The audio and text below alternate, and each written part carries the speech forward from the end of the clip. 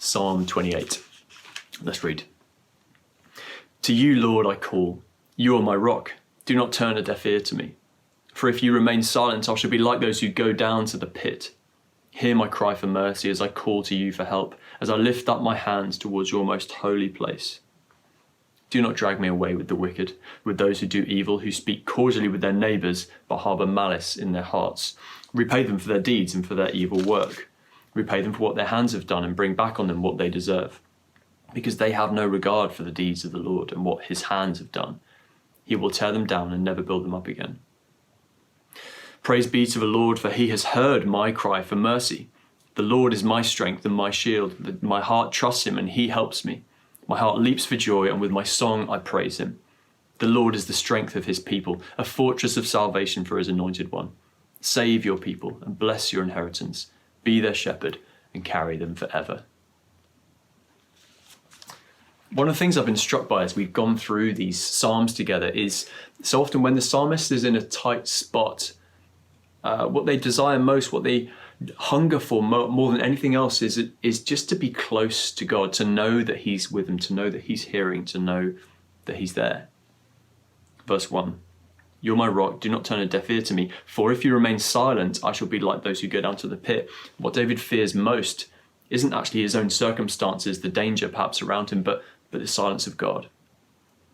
To put it another way, what he hungers for most, it seems to me, is just a knowledge that God knows, hears, is with him, intimacy with God.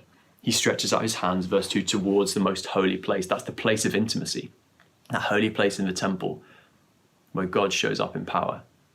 What David hungered for most was that intimacy, and it makes me wonder, I want to pause here and ask God, do I hunger for him, for intimacy with him in that same way? Is that what I long for above everything else, all the other concerns in my life, which are there, which are valid, but more than anything, do I desire him, his presence, to know that he's there? Then in verse 6, the psalm takes this sudden turn as David suddenly praises God for hearing him. Praise be to the Lord, for he's heard my cry for mercy. And again, I'm struck by the language because it's not specifically what God has done in response to David's prayer that matters. We don't really see what actually happened in David's life. Of course that matters.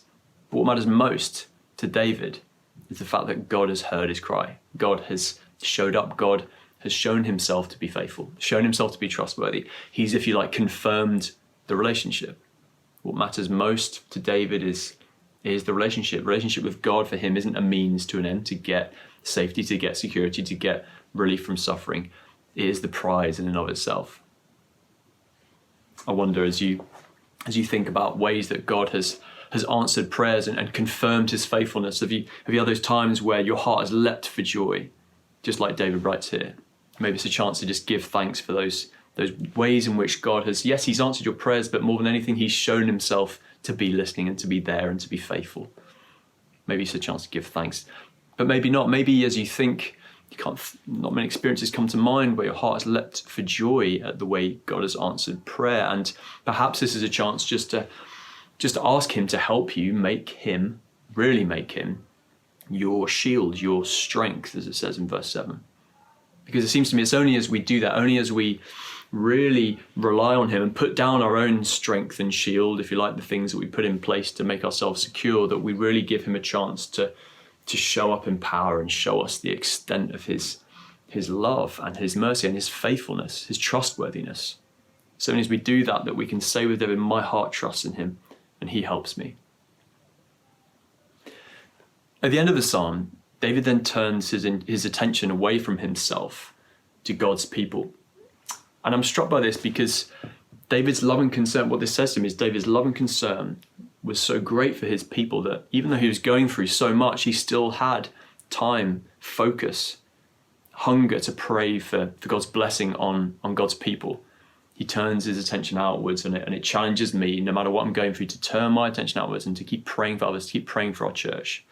And so I invite you, and I want to pray just verse 9 over our church. God, would you save your people? God, would you save us, save your church from all kinds of different things. Save us especially from coronavirus. Would you bless us? Bless your inheritance. Bless us as your bride with all that we need to be holy, the holy people you call us to be. Be our shepherd. God, would you guide us? Guide us as we emerge from lockdown. Guide us with all the decisions, the difficult things that we're facing. And please, would you carry us? Please carry us forever. Carry us through our brokenness. Carry us where we're weary, where we need to know the shepherd underneath. So there's a few ways to pray Psalm 28. God bless. I'll see you soon.